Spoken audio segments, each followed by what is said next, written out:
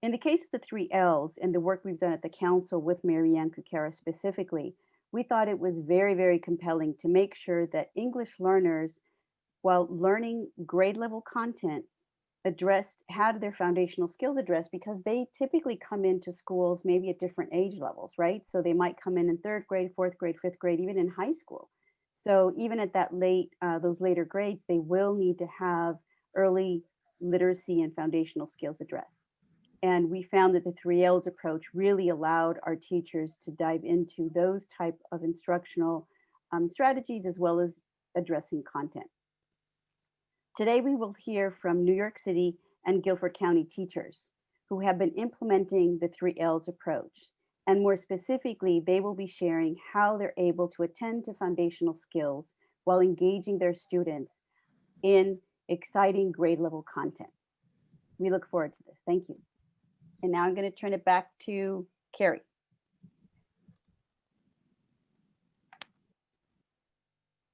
Thank you so much, Gabby and Robin. As was just shared, there's been some great synergy between a couple of different projects, and I think you'll get a chance to see that work live today. Also just wanted to draw your attention to the fact that there are resources in the chat, and we'll put them in there one more time for folks who were entering after they were placed there. One is a resource list, and the other two are links to the past 2 webinars if you want to refer back to them or if you didn't get to attend and focus on that work. There are a couple of resources that are relevant from both the council, the work that they have done around unfinished learning for this school year, and from student achievement partners around priority content. And as we look at the work of the early reading accelerators and the work of the 3Ls, you'll see a lot of overlap between what's shared from educators and what's shared in those documents. There's also a link to both an article on the approach of the 3Ls and a course that the council offers with more information about that content and what you'll see today. And I just skipped a little too quickly here, just give you a couple of virtual tips. So first of all, we are recording this session and we'll share it with all of you. Because of the large group size, you as a participant are muted, so we'll ask that you use the chat box. For logistical questions, we have a lot of presenters today, so we're not going to have a Q&A with those presenters, and we've asked them to just focus on sharing the content they prepared rather than responding in the chat. But that chat's available if you want to make connections with other participants or if you have logistical questions. We'll do a couple of interactive polls. And we also have those collaborative Google Docs, the resource lists for sharing. Our agenda after our welcome is we'll get a chance to just go straight into hearing from our district participants and panelists. So we'll start with San Antonio ISD, then we'll hear from Charlotte-Mecklenburg schools, then we'll get a chance to hear from PS 182 in New York City and Guilford County, and then dig into a little bit of now what from this series and a few closing remarks. So as I mentioned, this is the 3rd of our webinar series. Our very first webinar was key content considerations for monolingual students and English learners. And we were lucky enough to get to hear from Dr. Lily Wong-Fillmore and Meredith Lieben around this work and really dig into the content that we wanted to think about for both monolingual students and English learners. All of the resources are available to you if you didn't get a chance to see the webinar or if you want to revisit it or use it for PD or with your colleagues. Our last webinar just a few weeks ago was the district perspectives. We got a chance to hear district perspectives on equitable reading instruction. And that's where we dug deeply into the work of 2 of our returning districts today, San Antonio ISD, where we have been engaging in a pilot project. Last school year, we worked with 13 schools in San Antonio on this work, and Charlotte-Mecklenburg, who were part of a observing cohort of districts who got to be part of the pilot as observers and bring that work back to their home district. So those resources, again, are available for you, and the recordings of the webinar, as well as the presentations and any handouts that went along with that work. Today, we're really looking at hearing about this work from educator voices. So we started with our content experts. We went into our district vision and our district support, and now we're going to where our educators sit between them and the children that they serve. So as we're looking at this during this moment in time when schools look so different across the country, we've asked our educators to think about sharing innovative practice. So what are they doing in hybrid or remote or face-to-face early literacy settings to support literacy instruction? And then we've asked them to share what benefits they're seeing. So places where this work is having more impact or less impact and why on the students that they work with. And also ask them to be transparent and share things that aren't working or what they've learned, lessons that they've learned along the way, knowing that right now our educators are the only ones with expertise on what it's like to teach in this unique situation that we find ourselves in the 2020-2021 school year, and that they're likely learning lessons along the way as they go. And we want to benefit from their expertise and what they've learned. So we wanted to give you a quick moment to let us know why you're here. You can do this on your phone or on your computer. If you go to pollev.com/SAP001, you can text at the top of your screen where you see that text SAP001 to 22333, or go to pollev.com and just let us know what drew you to sign up for this webinar. Why did you come today? And as folks are entering, we'll see their responses come across the screen.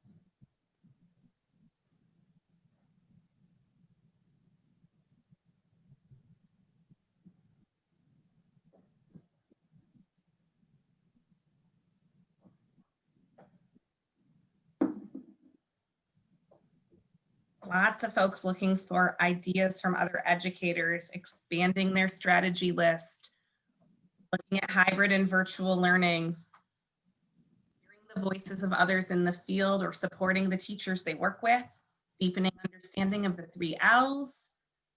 Ideas, ideas, ideas. Let's hear what's successful and what can we take back to folks in this crazy time.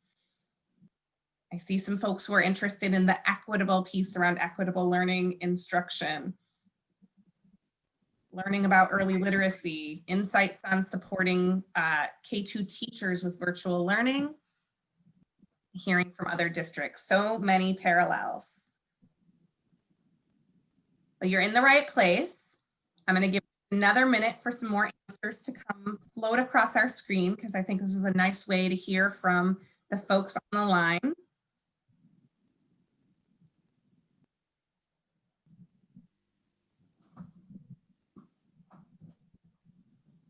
And if you're still typing, you're welcome to keep submitting. We'll get to see that afterwards. We've got 168 of us today, so we won't let them all float in, but I am going to go to one more poll, because we found that it is really useful to hear not just what you all are interested in, but what does your setting look like right now. So the second question for you, for those of you who work in schools, in districts, or in classrooms, we're just curious who we have on the line in terms of folks who are 100% remote online learning, like my children down the hall, who are 100% face-to-face, folks who are hybrid. And if you have something else happening, because we figure we just don't know, feel free to explain in the chat box what makes you not fit into A, B, or C if you select D.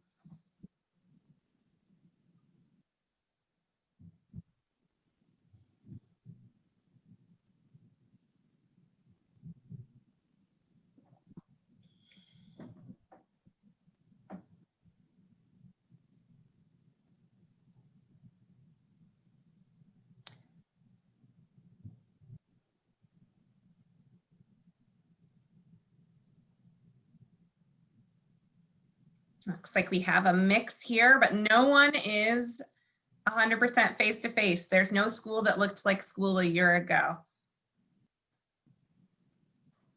Got a few people doing homeschool. We've got a lot of 100% online learning and some hybrid folks. And I see there are a few of you have printed in the chat that you're giving some context for. Thank you for sharing with us today.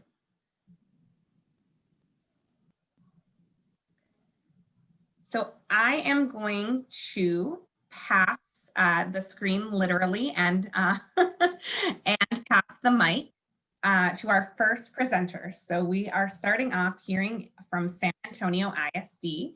And with us today, we have Zach Chan, who is a third grade teacher, who former kindergarten teacher when we were doing our pilot project, and Rebecca De Leon, who is currently a principal and has also been a district leader working with us on this work. So I'm going to pass things off to them.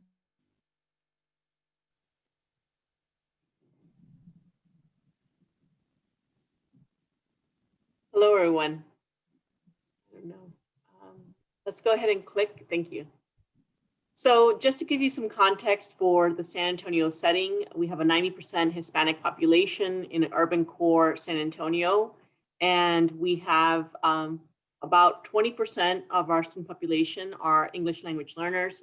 Almost a clear majority of them, if not 95% or more, are Spanish speaking, over 100 sites. Next slide. And additional context with that is we know that how we serve our English learners best is by providing native language instruction when possible. And in San Antonio ISD, we are able to provide that through our dual language model. We have an 80-20 model where 80% of the content is taught in their native language, which is Spanish, in the lower grades, pre-K and kinder. And then that slowly progresses up to a 70-30, a 60-40 until we get to a 50-50 in third through fifth grade. And we have a dual language program that continues into middle school and high school. And in particular, for our literacy model, we look at biliteracy from Dr. Kathy Escamilla, biliteracy from the start, Literacy Squared program. And we have adjusted our framework to reflect that. We did a lot of work with both the Council of Great City Schools and Student Achievement Partners through a pilot in which we really began to understand the deeper pieces of phonics work, foundational skills, and how that should partner with the integration of complex texts. And lastly, we want to give some context about our COVID-19 response, which we have a gradual progression depending on how the city is doing. So we started 100% virtual in March last year. We continued in August in virtual, and now we have moved on to a hybrid model in which, and we've continued since September, our hybrid model where all of our schools vary from 30% to 40% of students in person and the rest online. Of course, the parent has choice. So I'm going to take over and talk about the teacher perspective of our participation in this pilot. Since we are educators, I'm going to take this as through a little bit of a storytelling point of view, and we're going to talk first about some of the issues that we encountered from the teacher perspective when we started this pilot. So one of the headlines that we received as teachers when we were first starting this pilot was that we have to read above grade level texts that are complex and language rich. And that was a bit of a red flag for us. As a kindergarten teacher, I've taught kindergarten for 6 years. This was a hard pill to swallow. And so we reacted that in kind of a bad way, a negative way, almost setting ourselves up for failure. And we reacted by just choosing complex text without any rhyme or reason to it, just to make sure that we were achieving that goal of making a complex text. So one of the big take homes that I would like to share with you all is that in experience, text selection is key. Another lesson learned and another red flag that we encountered just through the cynical eye of teachers, was that this program was mostly about building knowledge and vocabulary, and these units were to last for 2 weeks.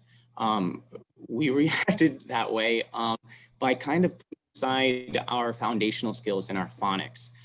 We had the misconception that because we're strictly building knowledge, that was actually separate from phonics, when in fact, the phonics instruction in this pilot is very much integrated and an integral part of what we're trying to achieve. So I'm going to talk about these 2 lessons learned. Text selection is key, and then our phonics instruction from San Antonio. So in our first point with text selection is that relevancy has many different aspects to it. It's not just about being culturally responsive, but also catering to what the students are going through in their daily lives. A lot of our teachers wanted to continue using those holiday type books or seasonal type books, and also talk about things that are going on in their lives. This year, for example, we had a unit on the coronavirus, as well as a unit on the election.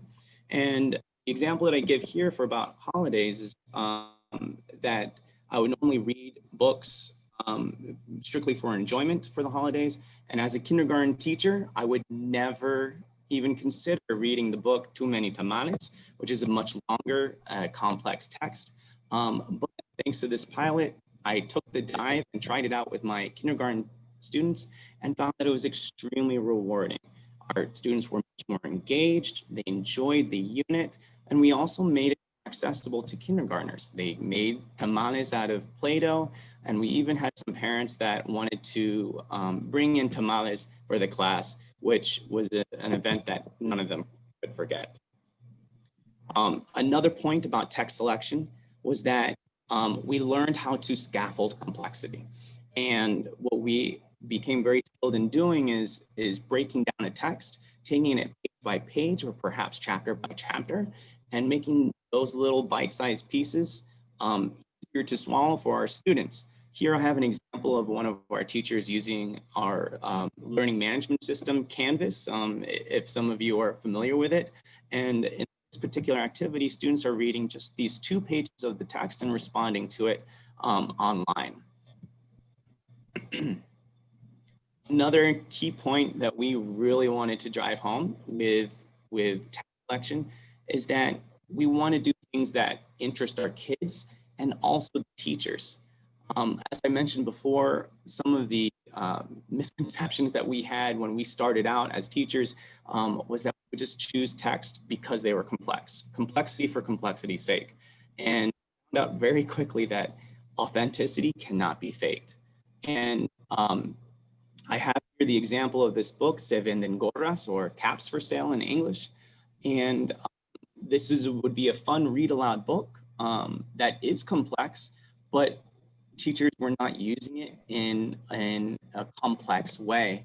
And in my case, I would read this book maybe once or twice in the year, have some fun with it, and that would be it. But through this pilot, we learned to create text sets and have some fun and dive deep into these texts. And with that, have contributing texts like one's nonfiction books on monkeys in English and in Spanish. And then here I have a reader that's about monkeys. If you're not aware, the book Caps for Sale is about a cap salesman that has his hat stolen by monkeys. And here I have an example of reading a book that's at their level. The complexity is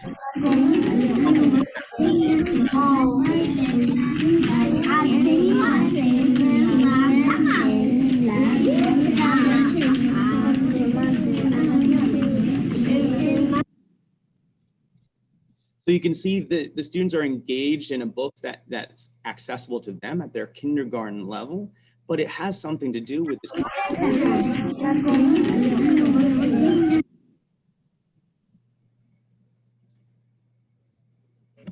Sorry about that, I skipped ahead.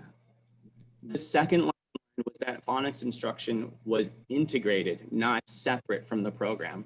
And what we found is that we can use the words from the anchor text, the big complex books that we were reading, and then use those words to drive our phonics instruction. The analogy I give here is that anchor text provided the nails and us teachers had to choose which words to hammer.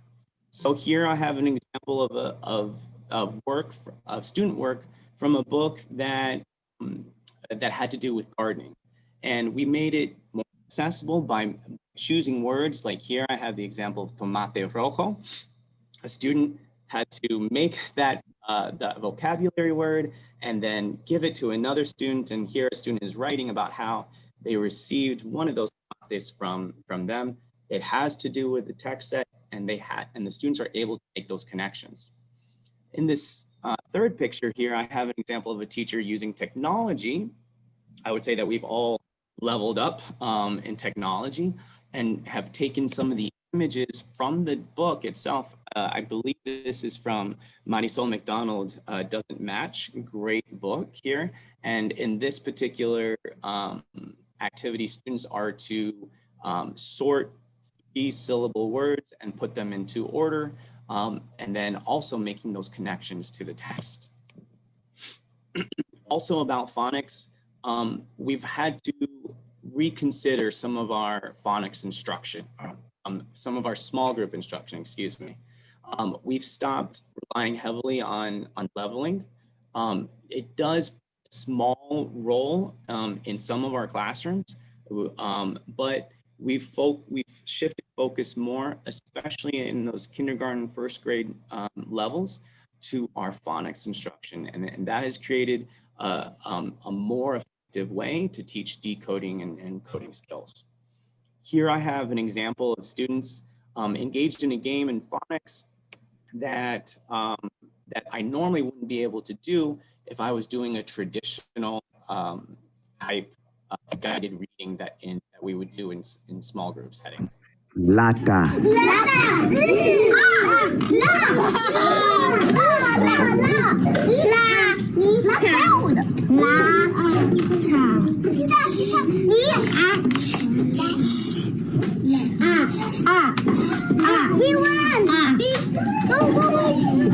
¿Qué tienes, Lata? Sí, ganaron. Oh, Lata. No, esa no es Lata. Ahí está, Lata, ganó.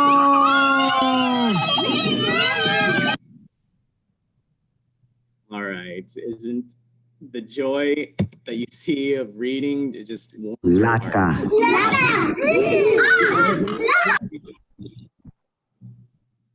Sorry. Okay. So the point I wanted to make with that is that if I was doing the traditional type of guided reading where we would do pattern books, memorizing sight words, that wouldn't give us time to focus on these phonics skills and eventually do routines like this. Before we saw students working in groups and then it was teacher led. And then here I have students working.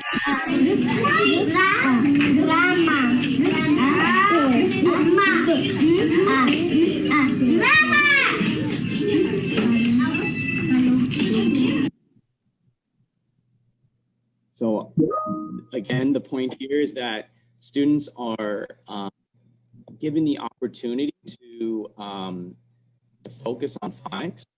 And I also want to point out too that some of these students in these videos are actually Spanish language learners. They're learning a second language. So they're able to learn those important decoding skills instead of focusing on memorizing a pattern or hoping to go from level A to level B. And finally, I want to conclude with some of our student benefits. The first of which is vocabulary acquisition has seen a marked rise.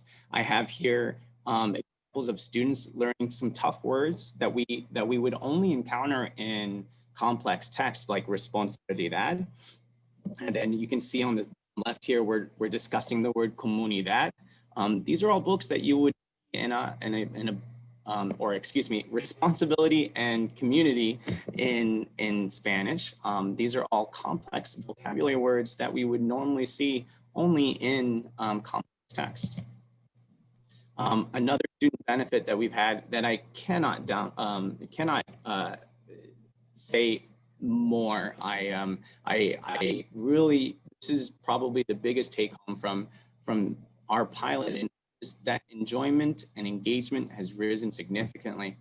I always think about that bottom 25% of the class that struggles with reading. Every teacher has those 1 or 2 students that just aren't ready to read.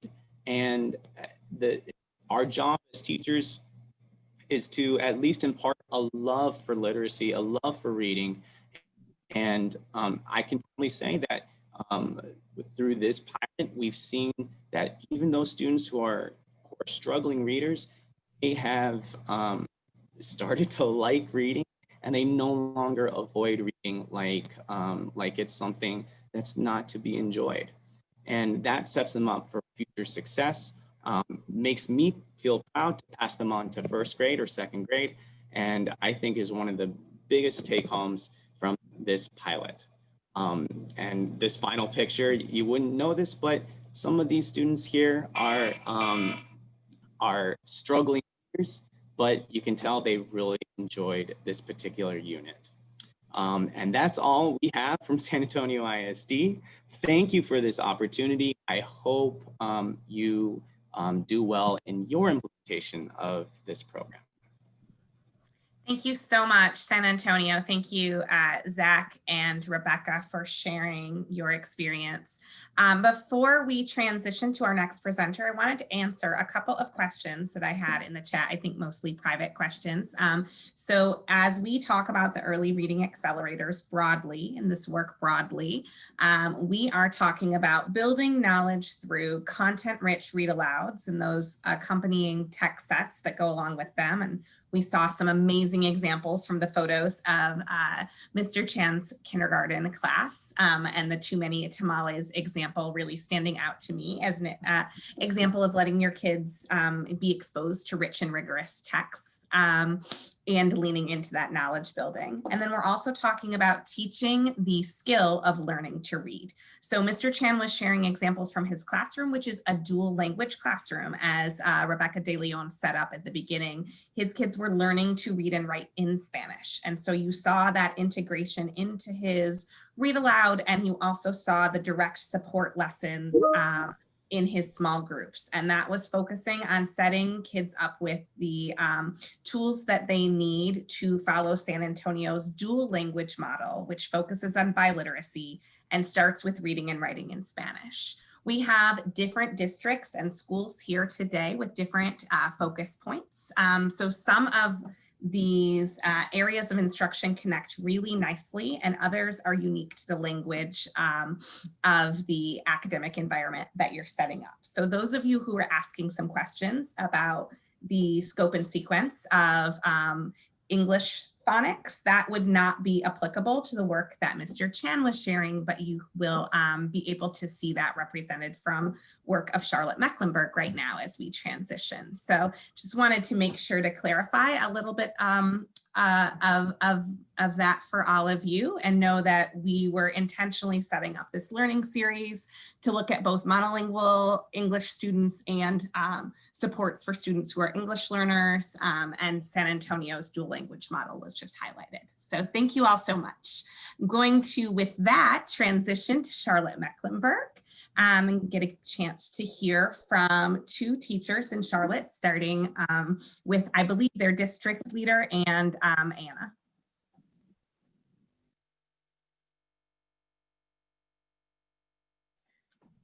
So I wanted to take just a minute to introduce Anna and to share that we are really focused on reading foundational skills as well as comprehension skills. So I know you'll learn a lot from our 2 teachers' presentation, both Anna and Crystal. Hi, I'm Anna Rennie. I attained my elementary education degree at UNC Charlotte with a concentration in English and communications. I am a 1st grade teacher at Paul Creek Elementary. This is a Title I STEM magnet school. I'm also a fully remote teacher this year. On my grade level team, I am the literacy lead. I'm also part of the school's instructional leadership team, and we are using the L education curriculum by LearnZillion. I first wanted to start talking off about the beginning, middle, and end of year testing that we do. We call it benchmark testing.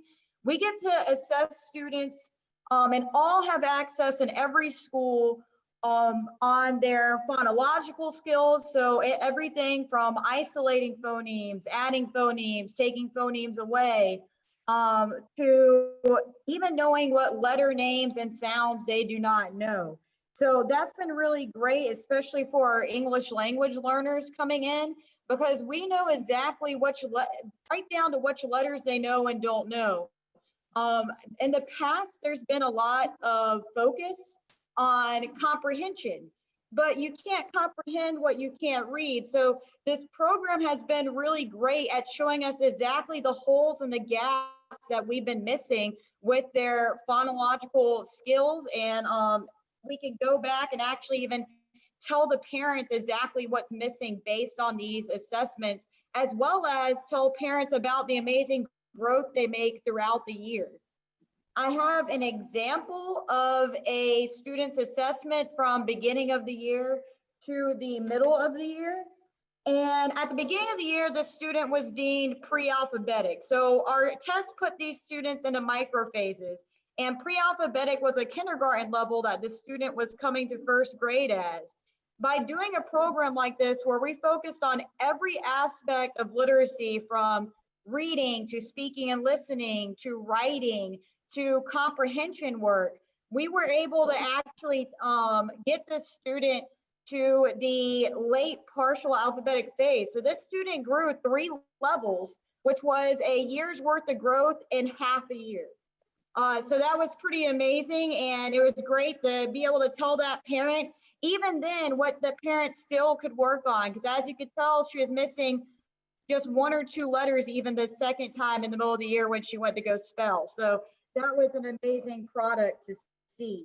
I also love the encoding, because if you know that students can hear a word, break it down into its smallest parts and write it and actually spell a word out, then you know when they go to read and they come across a difficult word, instead of using a picture that may or may not help them or may not be there, they're going to actually take the time to tap out that word and break it down so that they can read through it.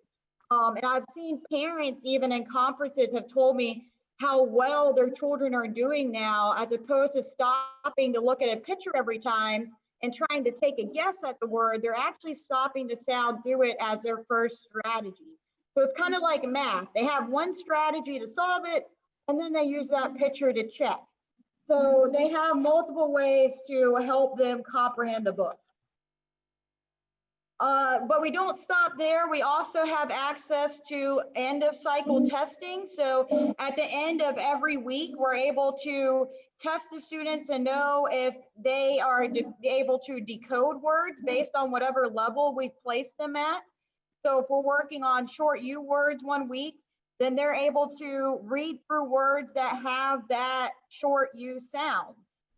They also practice high frequency words and sentence writing, which is great, because then we get to see how they're putting all these skills together to be able to understand that they need to capitalize, use punctuation, have finger space. We also can see things like fluency at these end of the week tests to see how that's building. So it's a really great insight every single week to see how the students are progressing, and if there's anything we need to go back and go over some more. So if we get to an end of a week and we realize that the students really struggle with the concept, we can extend that. For our innovative practices, we have a 15-minute grade level mini lesson. So as you can see by the slides that are on the right side of your screen, we all use the same slides. This is technically a scripted program, so we all have the same slides that we follow for that grade level mini lesson.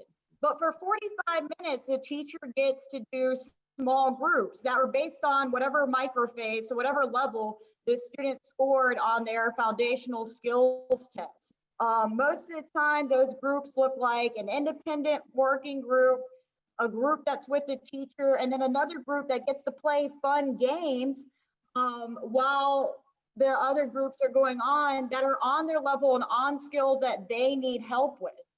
So what I really like to see is how we also are using that in our virtual experience. So like I said, I am a fully remote teacher, but every single student has access to Canvas right now, where we as the teachers are placing lessons that they have to do every day. They also have access to decodable readers. So the great thing about this program is we have access to decodable readers from kindergarten all the way to the 5th grade level. So we're able to reach students wherever they need us to reach them at. We've sent home supplies like their workbooks that go along with this curriculum so that they can follow along with us, turn in completed work, whether it's a picture over Dojo or through Canvas. And we also can send supplemental game and websites through Canvas and or Class Dojo, Remind, whatever the teacher's using to access their students. So this is an example of virtually what we're doing with Canvas. So the district has recorded these great videos of the same lessons we would be teaching if we were in person together. And the teachers that are in person and doing the hybrid where they have half the kids in school and the other half online, they still have access to these videos. So every kid across the whole district in the same grade level is seeing the same videos. They have the workbook to go along with it so they can still turn in the work. And it's great because we as a teacher are able to access that, comment back, and the students are all on the same page. So we've actually had students come from one school to our school, and we know based on the testing exactly where they're coming in at. They know what lesson we're on. They know what book characters we're talking about.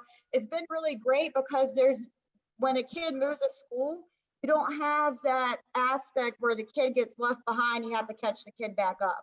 So, and the testing's all the same too. So you don't have to do all new tests because they just come with their tests that they've already done. As for the benefits, I really see a lot of benefits for my English language learners, especially because we're focusing on really building that strong core. And we all know that the English language learners really need that strong core foundation. So on my next slide, I'm going to show you guys an example of an English language learner. So you can see his progress from even just beginning of year to the middle of the year. And I'll show you that in just a second. I also just like the ability to touch on every aspect of literacy. So we're going over every week, writing, reading, spelling, speaking, listening. So we cover every aspect of literacy. Like I said before, no matter what school they come from, we're all learning and progressing at the same rate. So we always know exactly where the student's coming from. I can have specific talks with that parent from what letter the student doesn't know all the way to what kind of questions they're having issues comprehending. We have very rigorous activities. There's nothing in our classroom that you will see, and there are no assignments that we hand out that are not rigorous and standards aligned. We actually have had trainings on how to make sure that everything in our rooms are standard aligned and necessary. So we've gone through that with our district. And just really utilizing their background and knowing who they are as a person to help build them up as a literary learner. So going back to that benefit with the English language learners, this was my student. He was from Africa. His first language was French. If you notice, he was spelling a lot of words actually correctly at the beginning of the year, but it looks like he put an L at the end of each word. So when he was originally learning how to spell, he learned to put his finger down and to put a space, and he would draw a line to represent that space after each word. So once he learned that and he learned a little bit more about his foundational skills, he actually grew more than a year's worth of growth in half the time. So he was a truly remarkable student, truly speaks to how well focusing on all these aspects of literacy works. As far as my lessons learned, last year I also was working on my national board, so I was very much analyzing everything I was doing. And I noticed that before we were focusing on the foundational skills and we were focused more on comprehension, the reason why the students were lacking when it came to fluency was because they had a lot of foundational gaps that need to be filled in with those phonological skills.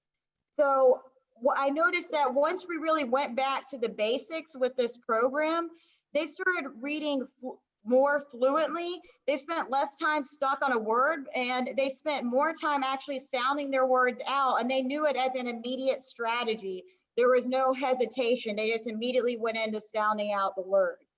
Also, because it's a scripted program, I saw a tendency to stick to the script. So if my students were working on short U as a grade level skill, I also was teaching short U to my small groups. But what I realized is the program lends itself to complete flexibility for the teacher. And they actually have a conversion chart right here on the right that goes by the level that they score in their phonics test. And you can utilize that to make up your groups and to have a natural progression for what they should be learning. On the left, you see an example of what the grade level skills are and how they progress. So this would be what they would do in whole group with you. And then on the right would be what you would do in small group based on their levels. So I sometimes have a low group that might be working on the short vowel A, whereas I have a middle group working on WH and CK. And my high group might be working on closed two-syllable words. So it's really great because I'm able to utilize this program and all the resources that we all have access to, however best fits the student.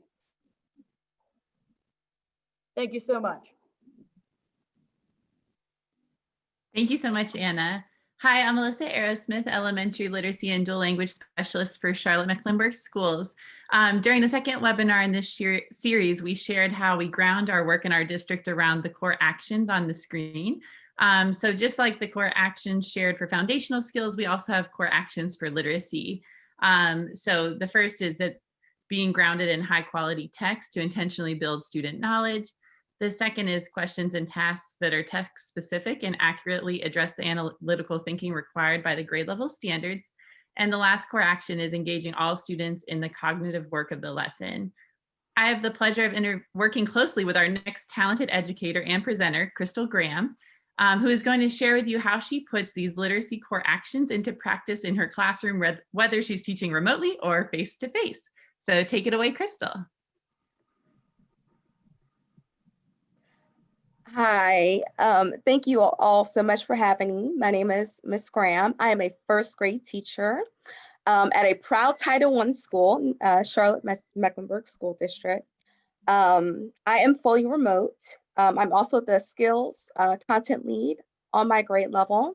Some of my other roles this year include being an ELL tutor for the district, serving Title III students, and being the first grade curriculum-based content creator for our district. I have worked in Title I schools for the past 7 years in North Carolina. I received my BA from NYU in 2007 and my graduate certificate in teaching in 2012 from UNCC. I'm currently a National Board Certified Candidate, and I hope to achieve certification next year. So Anna did a really wonderful job talking about getting the full literacy profile of students, right? So now we're going to take that and we're going to expand it and talk a little bit more about teaching to experience, equity, and cultural responsiveness. Okay, so culturally responsive teaching was coined back in '94, and pretty much what it is pedagogy that recognizes the importance of including students, cultural references in all aspects of their learning. So pretty much in order to teach a child, we must first reach a child, and how we do that is getting to know the child. So having a profile of the literacy strengths and teaching opportunity gets us to know what we have to teach, but knowing the full picture of the child lets us know how we need to teach it. And when I was listening to San Antonio, that is pretty much what I heard. What I heard was selecting text is very specific to your group. And on the right-hand side, what you'll see on this slide on the right-hand side, you'll see a survey that I conducted with my scholars. And pretty much that portion of the survey talks to me about what they wanted to read. Text selection is very important. And in order to reach our students, to reach our scholars, we have to know who they are. On the left-hand side, you'll see two really great reads for us as educators. The first one off in the back is Cultivating Genius. It just came out in 2020 by Goldie Muhammad. And the one in the forefront, the Black book, is called Culturally Responsive Teaching in the Brain by Zaretta Hammond. She is one of the leading thinkers in cultural responsiveness. And they're really great reads, okay?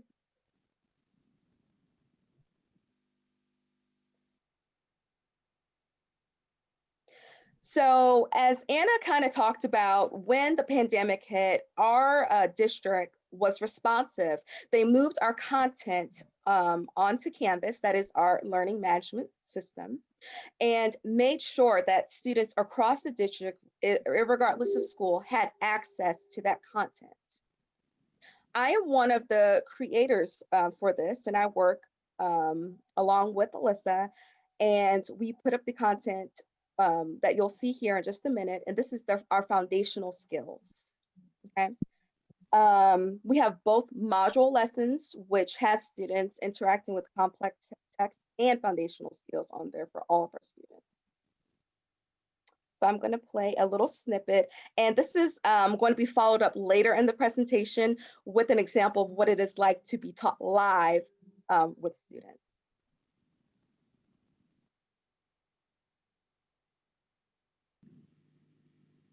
Sound. Where does it go, boys and girls? That's right, the OU column. Send. Where does it go, boys and girls?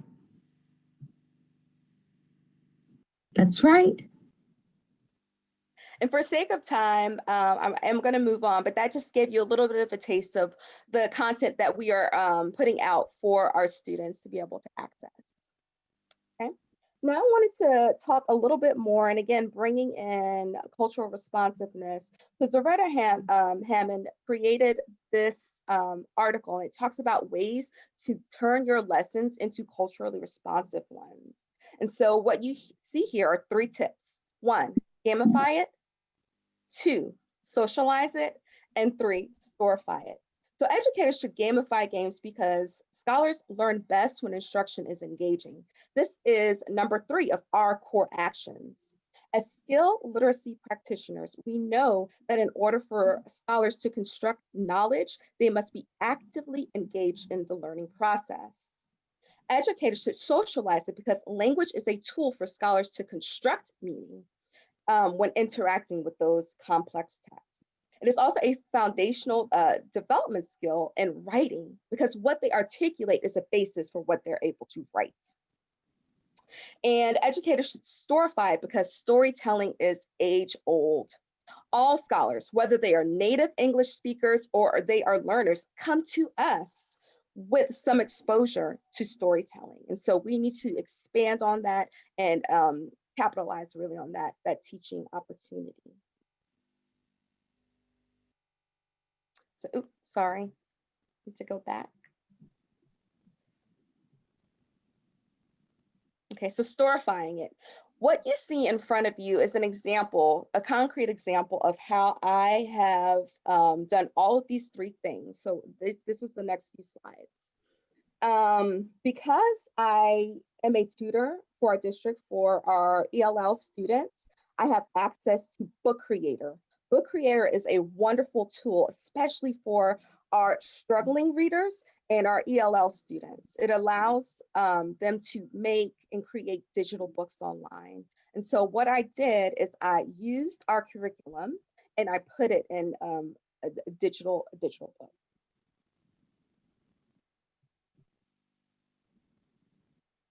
So we were doing Papa, Please Get the Moon from Me, and we had to do story elements. So characters, settings, beginning, middle, and end. And so what you see is a collection of student work being placed in the books. And what's really wonderful about that is that you get to publish the book online. So parents can go back with their scholars, they can review their own work, they can self-reflect on what they did, and then later on, they can also go back and kind of take a long-standing look of their progress as literacy learners. So it's really wonderful. It's a great form of assessment on your part, and it is a great way to collaborate with families and students. This was a page in that book called gamifying it, right? So this game is called Zoomed In, and pretty much the picture gets bigger and bigger and bigger, and it has our students using language. So especially, again, for those ELL students and those struggling readers, this is essential to get them to construct meaning. And it's fun, they enjoy it. Here's another example, again, from this particular book, having students being able to gamify it and socialize it. So they're talking, they're using the language that we need them to use. They're using vocabulary from the unit, and they're talking about it, but it's also fun, it's a game. And it's directly related to the complex text that is being taught. Here's a short example. This is collected on Nearpod and put into the book. I'm just going to play one. Characters are the sun. The characters are the sun and the moon. Right, and so that's a great way. Again, quick checks for understanding. Are my students getting it? Do I need to go back and reteach? Which parts do I need to go back and reteach? And this is the how of how to do this. Other ways to socialize it is just to have conversation. What I like to do is I like to give my vocabulary out to my families first, and then we talk about it in class. Other things that you can do digitally are collaboration boards. Padlet and Nearpod are amazing for this. If you are in person, you can create collaboration boards. Another thing is not to underestimate the power of Zoom. The chat box, the reaction buttons in Zoom are wonderful ways to get your scholars learning, engaged, and leading their learning. All right, and now here is an example of gamifying it with foundational skills. So earlier on, I showed you the video that I did for the district level, and now you're getting ready to come full circle, and we're going to take a look at what it looks like live. And this is the lesson. This is an earlier cycle. This is actually the first time we ever played this game. And these are the slides you're going to see. And here's the video. How many sounds? So there are my students. I'm students. seeing some 3 fingers. I'm seeing some 4 fingers. Let's see. If you put up 4 fingers, then you are correct. Ing. Ply. What do you think? Let's see. 3 sounds. So if you had 3 fingers up, good job. And now crying. Crying. Oh, Lucy, you're so excited. Lucy said, yeah, honey, you got it. You too, Offset, you got it. Good job, guys. That was 4 sounds. And so that's what it looks like when it's live. Okay, our teachers have the opportunity to bring to reteach the content and bring it to their students. Again, with having that knowledge of students, your full knowledge of students, you know what they need, you know what they like, and you know how to deliver it. So some student benefits. Students are active participants in their own learning, going back to those core actions. With well-placed scaffolding and support, students will do the heavy lifting. Okay, students' knowledge is built through complex text in our modules. And again, that text selection is very important. Learning is interconnected. They utilize what they get from foundational skills and they use it in modules with their writing. Students are engaged in discussions surrounding complex text. This is especially beneficial for ELL students and struggling readers. And then students think critically and analytically about these complex texts. So some lessons learned.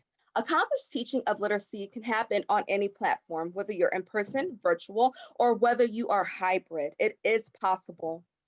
Zoom is a powerful tool. That example that you just saw was just done with Zoom. I didn't have any fancy bells or whistle, just my curriculum and my finessing, if you will, of the lesson.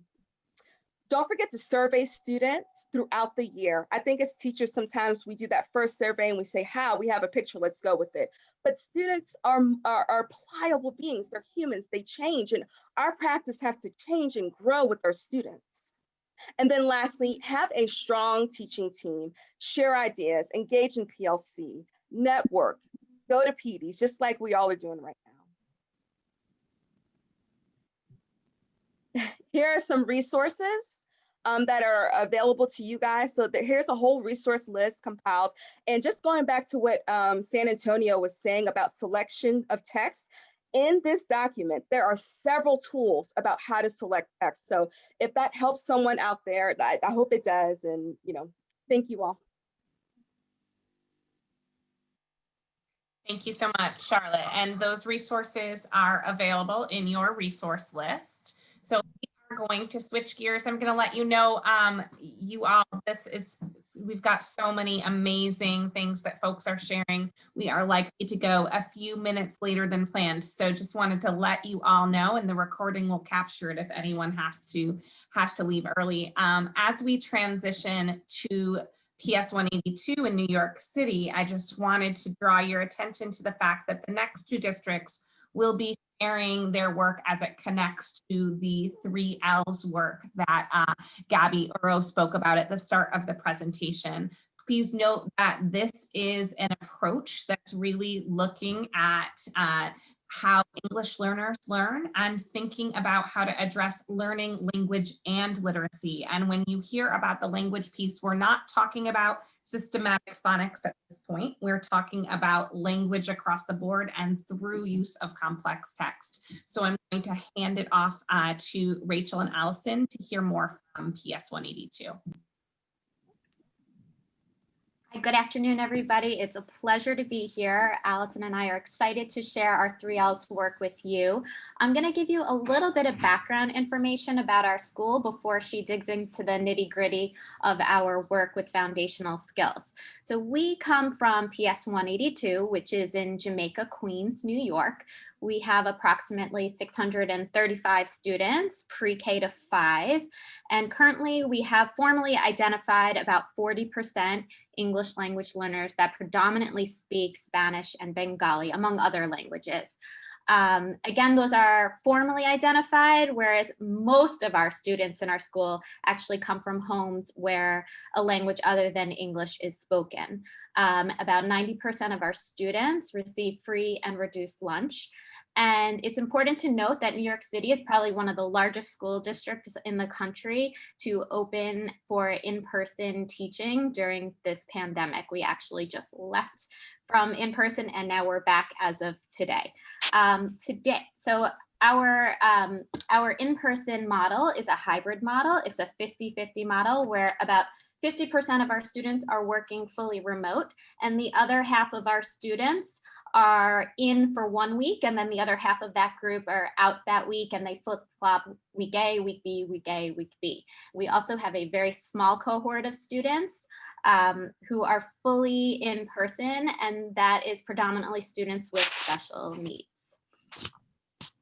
So just to give you a little bit of background information, we've had a really long journey with the 3Ls, and it's been very, very exciting. It's been probably around 8 years. When I came to this school about 11 years ago, the idea about Ls was to simplify. It was all about remediation. And we've been working so hard to amplify for our students, not just our Ls, but all of our students, because they are all language learners. And we've also worked so hard to give them equitable access to grade level texts. So our thinking about how Ls learn best has changed dramatically. We worked alongside Marian Cucciara to develop the 3Ls approach. And again, we've really learned that all Ls can and will if you hold those expectations high and you give them equitable access. We really hold tight to rigor and not falling into the trap of teaching foundational skills in isolation. So this is to mirror what Gabby had mentioned in the beginning of the webinar, but I want to highlight a few of the key points about the essence of the 3Ls. It really integrates the learning, which is the content level, with the literacy and language. We provide our students with regular and routine access to complex and compelling. Again, San Antonio had mentioned that they first focused on complex, but the idea that it's connected to these compelling, interesting texts is so important. You'll hear me mention a lot about contextualized learning. We teach within rich science and social studies units of study that are aligned to the scope and sequences. We explore really big essential questions that we return to over and over again throughout a unit of study. And no matter what the proficiency level of our students, we have students who are coming in 4th and 5th grade who are entering, they still need those foundational skills, which we can embed and do embed in the 3Ls. And again, this has really challenged our thinking about how our Ls learn best. And just to go back, I want to make one point clear that we know that this work is working because we see it bleed into different content areas such as math and ELA and science. We're noticing that kids are starting to pick up on linguistic frames and they're using them across the content areas. Okay, so this is an example of a 4th grade unit of study, which is about the Revolutionary War, the Boston Massacre, and it is how does the buildup of tension lead to war? So this is a big question that our students return to throughout an entire unit of study. This is our 2nd grade unit of study on the Brooklyn Bridge about New York City then and now. And the essential question is, how do bridges connect people, places, and cultures? And this is an example of a deep dive into a very deep unit of study that is embedded in a larger context. This is an example of the text set, which is complex, compelling, connected, and cohesive. And it's a number of texts that are connected to our 2nd grade unit of study on the Brooklyn Bridge. Again, these are contextualized resources where we want to provide those scaffolds so that all of our students have equitable access to these particular texts. Also, I just want to mention that our work is grounded in the standards. And it wasn't always grounded in the standards, but once we began to use the standards as an anchor for our work, it really transformed our work of the 3Ls, and we were able to identify next steps and what was expected for our students to hold them at those high level standards. So there are while there are 6 elements within the 3Ls framework, there are 2 that we'd like to zoom in on and focus on today that really support those foundational skills. The first is contextualized wordplay, which Allison is going to go into in a minute, and also juicy sentence work. Okay. So contextualized wordplay. We basically, within a unit of study, we'll take a look at our text sets, we'll zoom in on a chunk of text, and we'll pull out a high leverage tier 2, usually a tier 2 vocabulary word that is connected to the unit and to understanding the text as a whole. Our wordplay activities range from feel it, act it out, grow it, draw it, stretch it. And those particular strategies are highlighted in the resource section, so you'll be provided with some background information of them.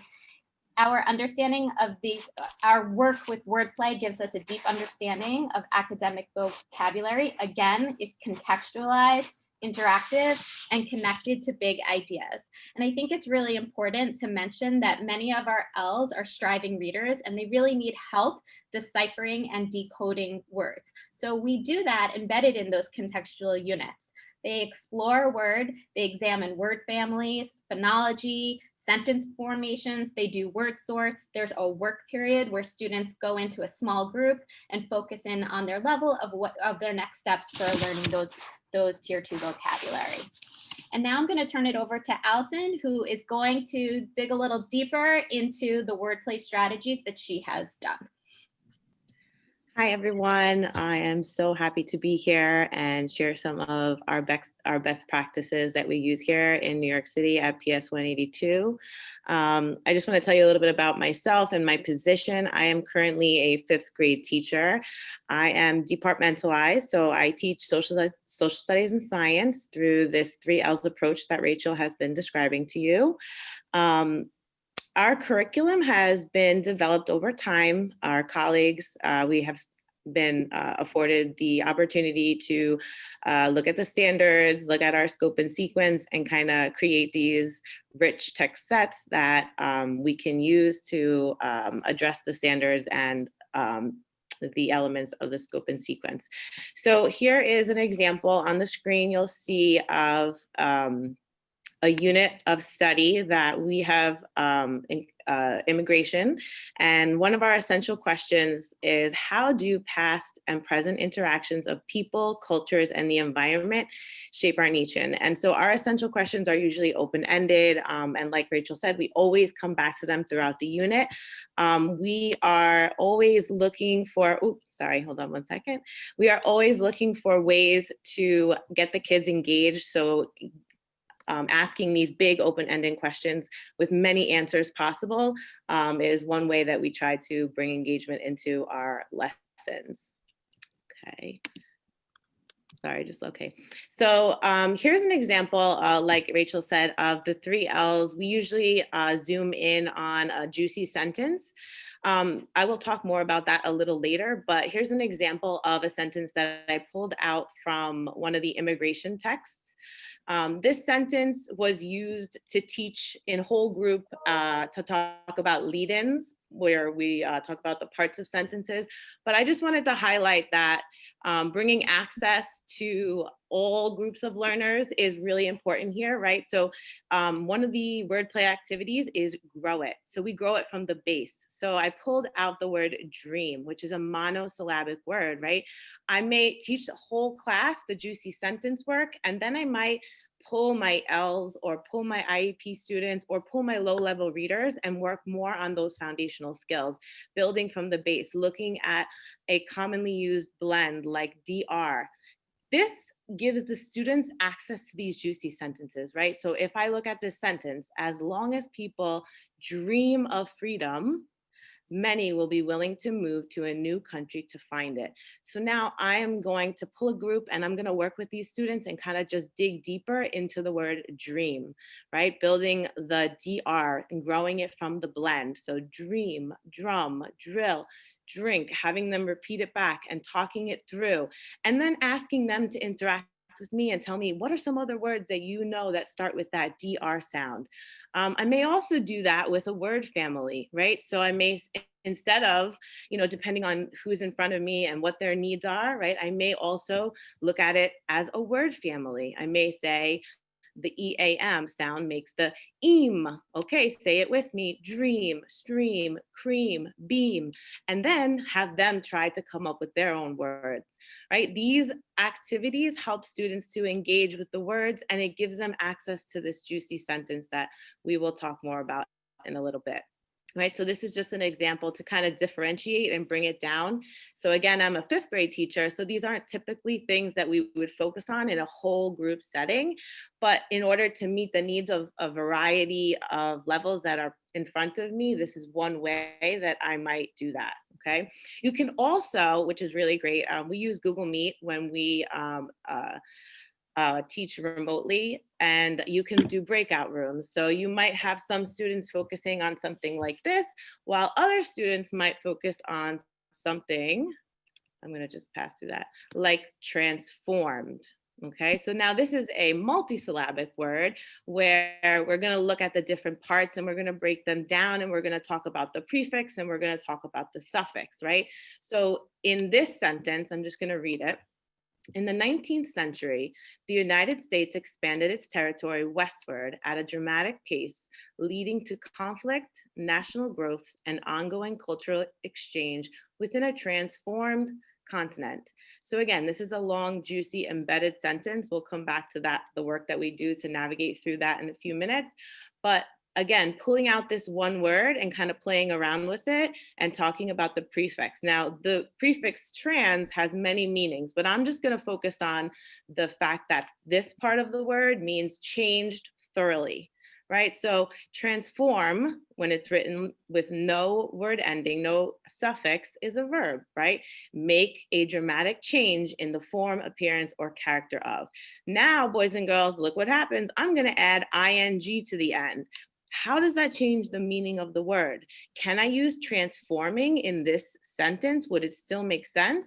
Or even transformable, right? How does the able, that suffix, change the meaning of the base word? So we kind of play around with it in these wordplay activities when we grow the word, right? You can change the prefix, you can also change the suffix, but the big idea here is that we really look closely at meaning and understanding the deeper meaning when we change the word endings and the word suffixes, the prefixes.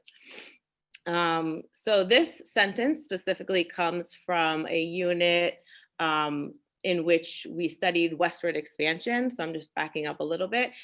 So our essential question for this unit was, in what ways can change, progress, and growth be both positive and negative? So again, open-ended, lots of possible answers, and the students can then really explore and understand a deeper meaning behind this question. It's not just about westward expansion, but how can I apply this in life? Okay, so one more example of a grow it, I'm just gonna go into that really quick, is the word expand. So if I know I'm in a westward expansion unit, I'm gonna pick high leverage words that I know are gonna pop up in my complex text, words that I'm gonna see and come across in many instances, right? So I'm gonna start with the base expand, and I'm gonna talk to them about what is the difference when I add the suffix s, when I add the ing, when I add the ed, how does that change the meaning of the base word? One more wordplay activity that I just wanna kind of highlight for you, because it really does hit the foundational skill of fluency, is this idea of stretch it. So stretch it is kind of the teacher providing a deeper understanding of the meaning of the word. So our word again is transformed. So now I'm going to provide the students with some synonyms, words that mean the same thing. Well, we put this, it almost looks like a paint chip, if you will. We put this paint chip up and we show the students that, okay, these are all yellow, but they're different shades of yellow, right? So we can have a lighter shade where it doesn't have such an intense meaning, and we can have a darker shade. And so then we ask the students, how would you organize these words?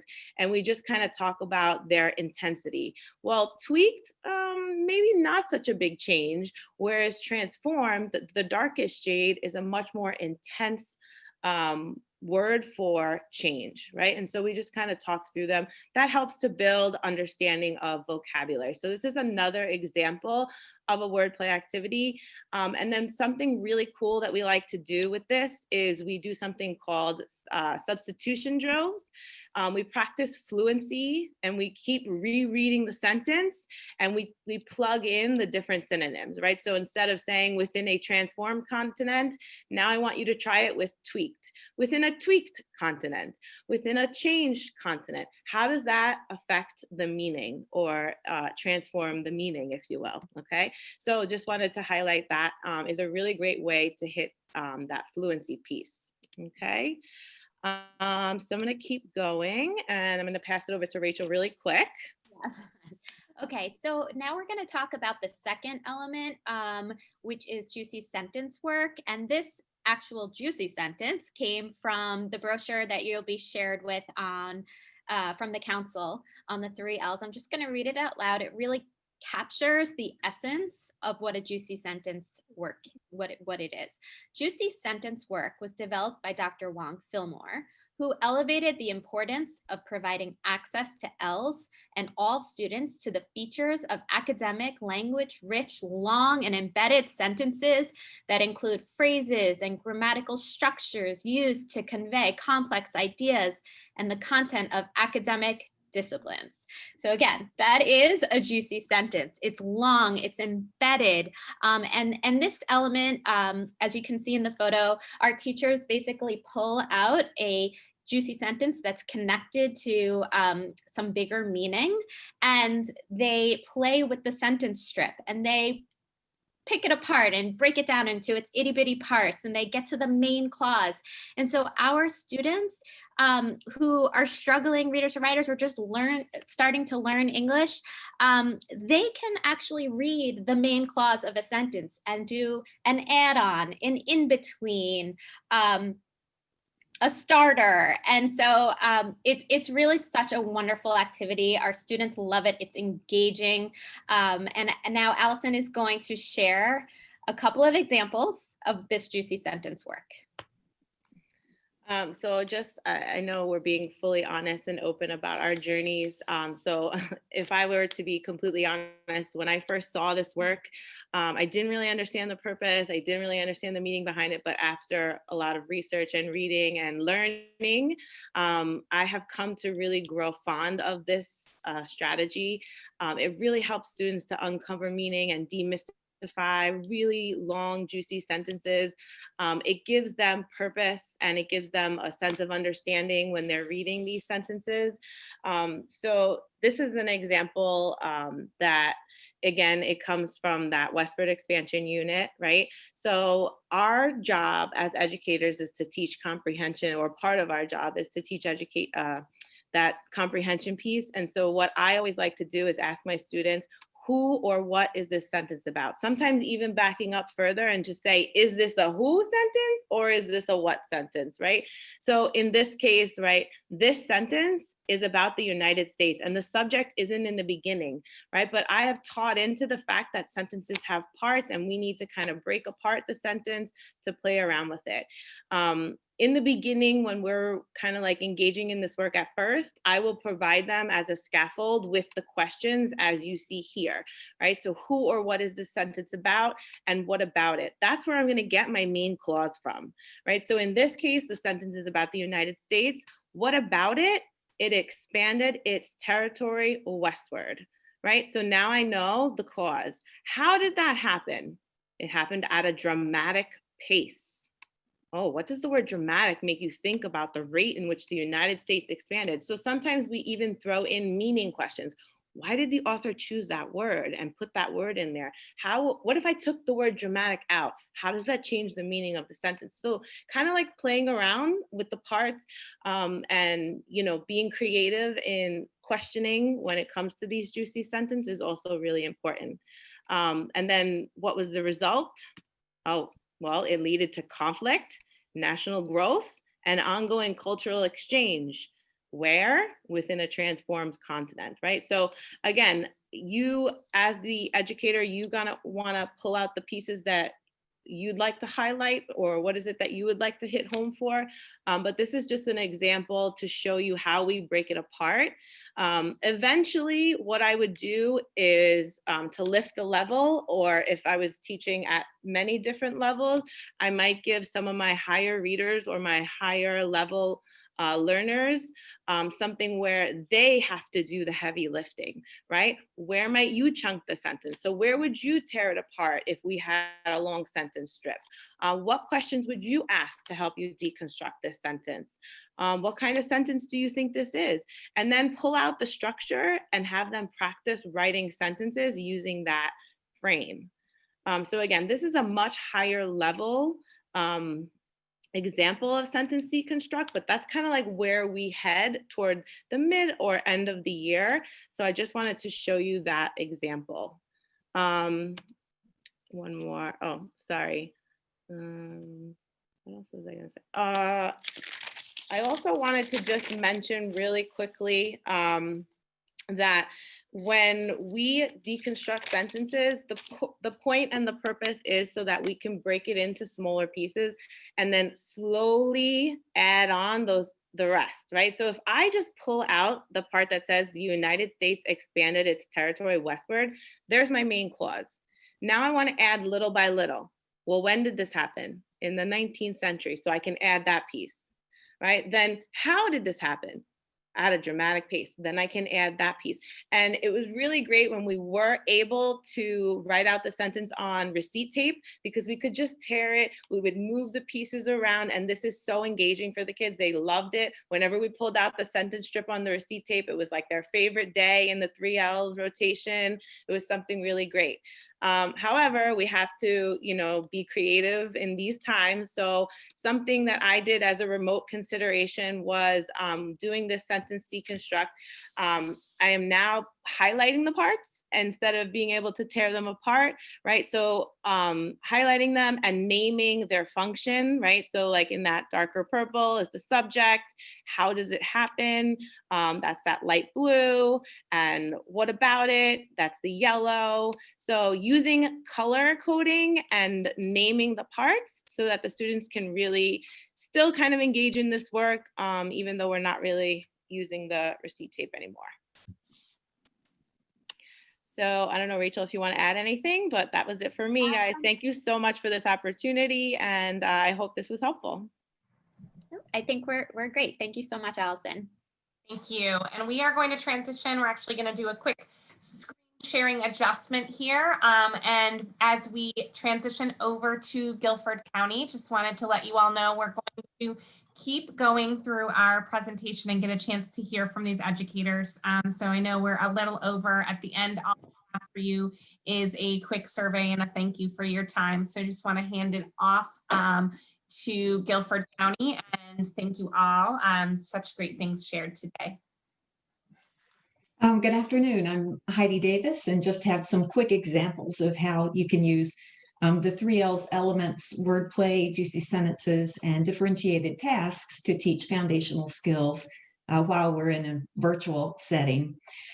Just so you'll know, our middle schoolers are our target audience today. And even though we teach content we teach our, lessons via the science and social studies content areas, we are guided by, of course, the WIDA standards and also the ELA standards found in the North Carolina Standard Course of Study. But of course, all of the instruction that we do, the framework that everything is funneled through is 3Ls. You're going to see some examples from various lessons that students have participated in this fall, some of which were in Nearpod form, which they completed independently. And then there were many other lessons that were done live. And as you've noticed, a lot of science and social studies themes.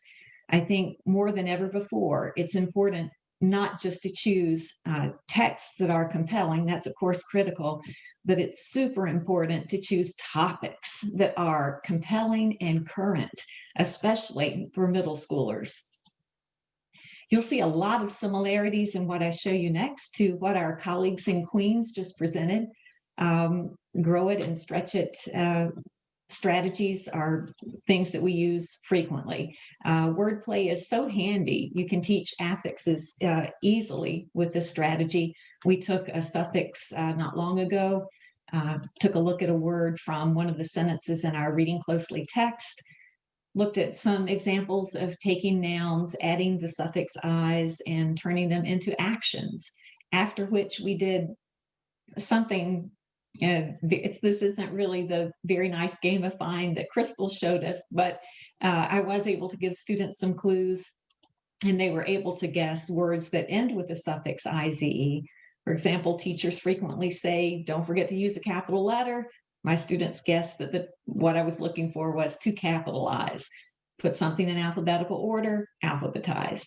So this back and forth between teacher and student was a lot of fun, much like a game. I know adding animations is time consuming, but I think it's well worth it when you're teaching online to add animations and annotations, anything to keep your screen from being static.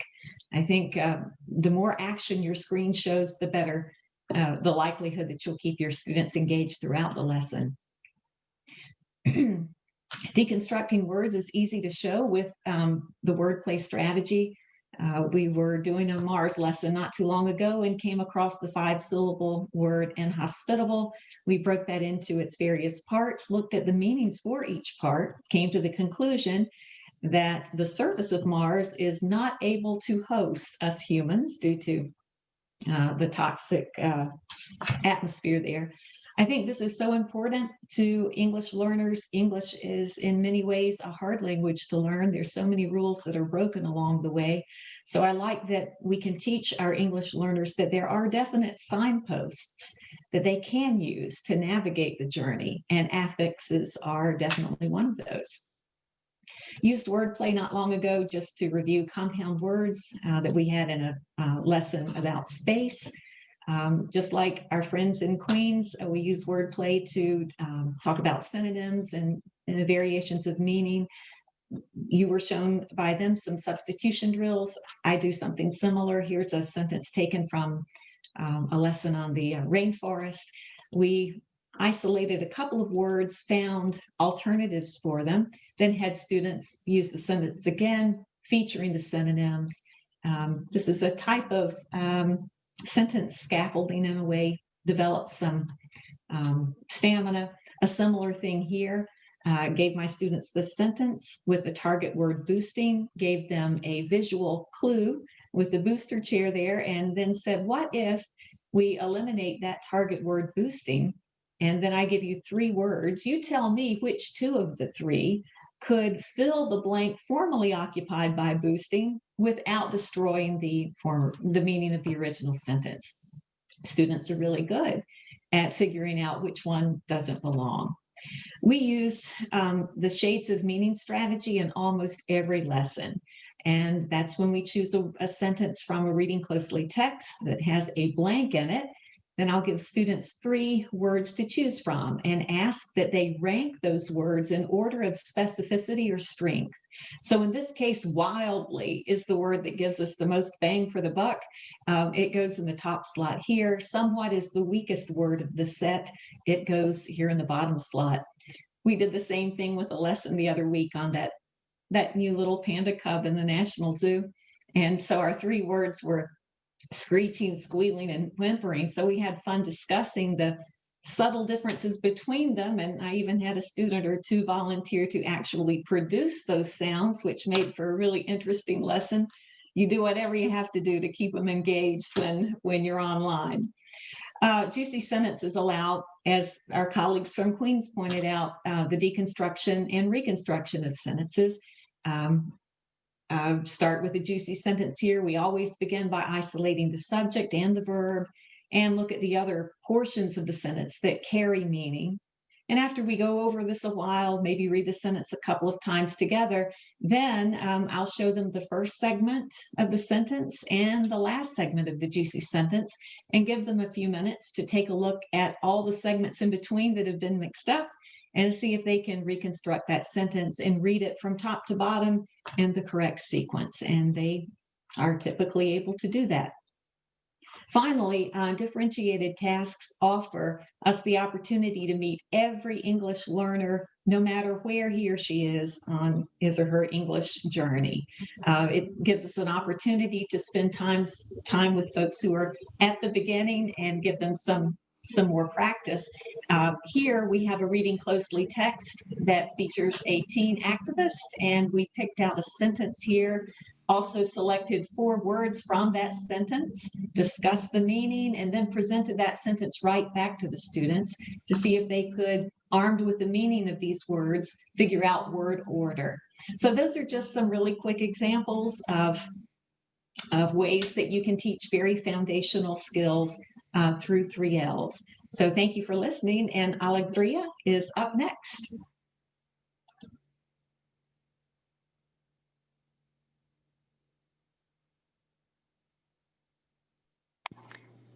Hi, I'm just going to go ahead and share my screen with everybody.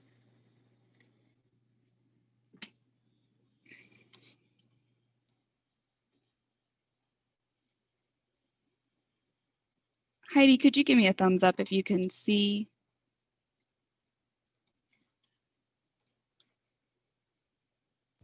I cannot. Okay. Hold on.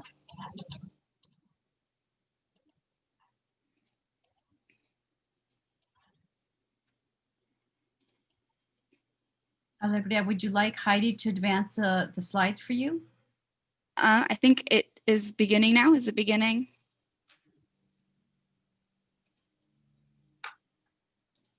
There we go. Here we go. Yes. Sorry, excuse me. All right, so hello, my name is Alegria Rodriguez, and I teach English language development at Kaiser Middle School in Greensboro, North Carolina. The English learner cohort at Kaiser is diverse in many ways. I have students newly mainstreamed from our newcomers school, as well as students who are very close to exiting the program. After Heidi has given us such a wonderful micro view of the way the 3Ls framework can be used to build foundational skills, I want to take a more macro approach.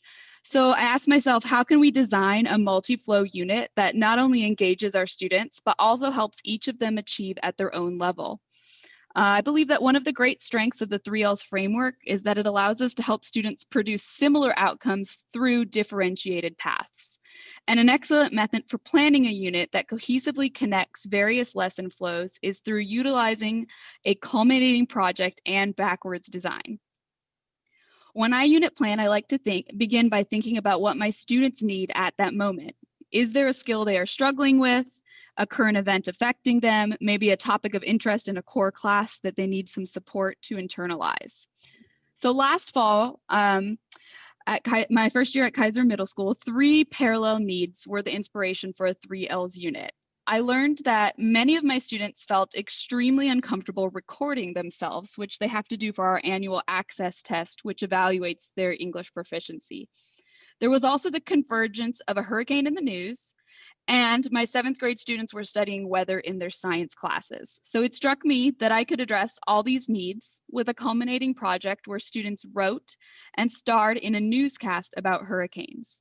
They would be able to get practice recording themselves speaking while also focusing on a topic that was both affecting their daily lives and appearing in their core classes.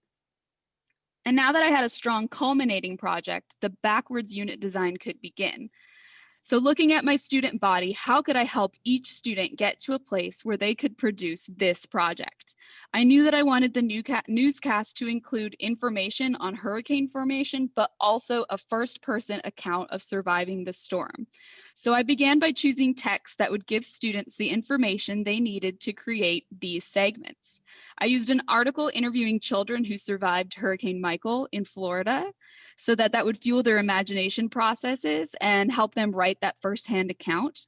And I used 2 different segments from an article from Science News for Kids to help provide academic language. My next step was to develop 3Ls tasks that would prepare students for their final project. I want to show how the activities throughout the unit gave one student the tools he needed to be successful in the final project. This student, you see him here, Mo, he was less than a year out of newcomers, and he had some history of interrupted schooling, and because his home language was Arabic, he had the added challenge of not only learning a new language, but also a new writing system. Mo eventually became responsible for the segment in the newscast explaining the formation of a hurricane. If we look at the unit's 3rd text flow, we can see how Mo acquired the skills and knowledge he needed to complete his part of the project. In the framed motivation, Mo watched some animation showing a hurricane forming. He then used academic language by explaining the video he watched with the sentence frame, in order for a hurricane to form, there must be. During the wordplay portion, he embodied a key vocabulary word by acting out the definition of counterclockwise. Our reading closely and juicy sentence activities allowed him to analyze how a professional scientific writer describes a hurricane's formation. And then finally, in his differentiated task activity, he worked at a level he was comfortable with using vocabulary words to label a hurricane diagram. During that lesson's closure, students were broken into groups and got to choose the final project segment that they would be responsible for. And Mo, having gotten comfortable with hurricane formation, chose to contribute to his group as an expert on a topic he now understood. A common struggle for teachers is not only how to differentiate for struggling students, but also how to maintain rigor for students with higher proficiency. So let's examine how backwards design can help us differentiate for higher proficiency students by following Juan, a student who had been in US schools all his life and was very close to exiting. Juan chose to write and perform the first-person account of a survivor. In our first lesson flow, his creativity was sparked by a first-person video of Hurricane Michael in the framed motivation. In wordplay, he used his prior vocabulary knowledge to understand the word ravage through shades of meaning.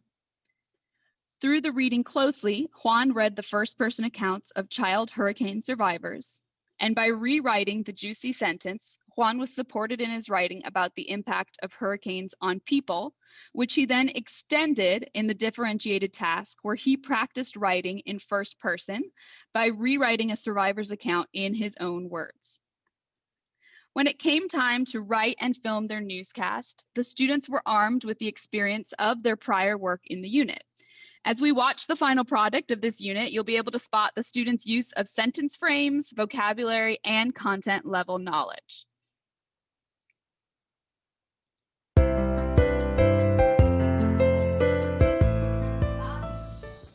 Hello, my name is Tyler. Welcome to Kaiser News. Let's hear from Mo, our sciencer. He will tell us how a hurricane formed. Hey guys, it's Mo. We're gonna talk today about the hurricane. In order for a hurricane to form, you need warm air, ocean, strong winds, and warm air. Fresh and winds moves counterclockwise. And next step in a hurricane formation is warm air rises. Finally, cold air creates. Go. Thank you, Mo. Hear from a survivor on the ground. I knew there was a hurricane coming because there was strong winds and hard rain. As soon as I heard it was going to be a hurricane, I went to Walmart to get food and water. When the hurricane started, it sounded like it was strong and powerful. At the beginning, all I could see was people panicking. The worst part was when my house got filled with water. I was surprised how my house got filled with water. After a hurricane, I noticed that my house got ravaged, but luckily I got insurance and I can rebuild my house. Thank you for watching Kaiser News. Stay safe.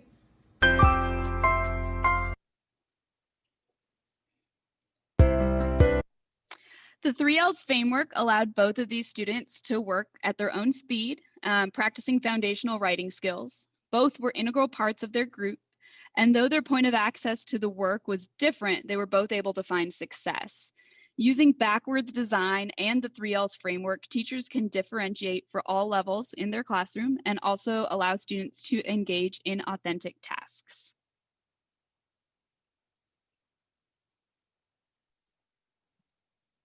Wonderful. Thank you so much. What an amazing opportunity to get to start our presentation looking into a kindergarten classroom and end today hearing from middle school students. I'm just incredibly humbled and impressed by the work that was shared today. So thank you all so much for attending. Thanks those of you who were able to hang on with us.